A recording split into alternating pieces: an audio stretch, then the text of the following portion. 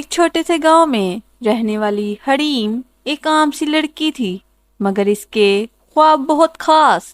وہ ہر رات خوابوں میں ایک خوبصورت شہزادی بن جاتی، جس کا اپنا محل، جادوئی باغ اور محبت کرنے والا شہزادہ ہوتا۔ حریم کا ماننا کہ خواب اس کی حقیقت بن سکتے ہیں اگر وہ ان پر یقین رکھے۔ حریم کا روز کا معلوم کہ وہ گاؤں کے پاس بہنے والے دریا کے کنارے بیٹھ کر اپنی ڈائری میں اپنے خواب لکھتی۔ ایک دن جب وہ دریا کے کنارے بیٹھی اپنے خوابوں میں گم تھی، ایک نوجوان وہاں آیا۔ اس کا نام ایان، اور وہ اپنے دوستوں کے ساتھ گاؤں آیا۔ ایان نے حریم کو دیکھا اور اس کی معصومیت اور خوابوں کی دنیا میں کھوئی ہوئی شخصیت سے بہت متاثر ہوا۔ ایان کا پہلا سوال، آپ یہاں اکیلی کیا کر رہی ہیں؟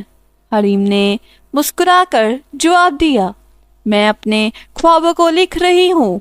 ایان نے دلچسپی سے پوچھا، کیا میں ان خوابوں کو جان سکتا ہوں؟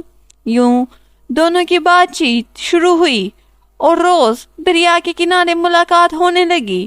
ایان نے جانا کہ حریم کے خواب صرف خیالی نہیں بلکہ ان میں ایک خاص گہرائی ہے۔ وہ چاہتی کہ وہ شہزادی بنے، لیکن صرف کسی محل کی نہیں بلکہ محبت، ہمت اور خوشیوں کی شہزادی۔ وقت کے ساتھ ایان نے محسوس کیا کہ حریم ہی وہ لڑکی ہے جس کے خوابوں کو وہ حقیقت میں بدلنا چاہتا ہے۔ اس نے اپنے دل کی بات کہنے کا فیصلہ کیا۔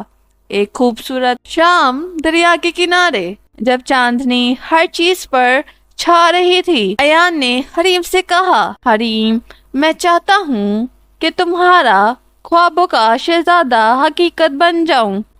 کیا تم میری زندگی کا حصہ بننا چاہو گی؟ حریم کی آنکھوں میں آنسو آ گئے، مگر وہ خوشی کے تھے۔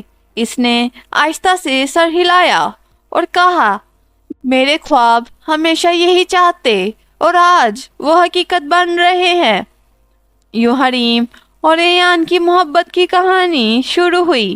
دونوں نے مل کر خوابوں کی دنیا کو حقیقت میں بدلنے کا فیصلہ کیا۔ حریم کے خوابوں کی شہزادی کی محبت ان خوابوں سے نکل کر حقیقت کی دنیا میں آ چکی۔ یہ کہانی ہمیں سکھاتی ہے کہ اگر خوابوں پر یقین ہو تو محبت اور ہمت سے سب کچھ ممکن ہے۔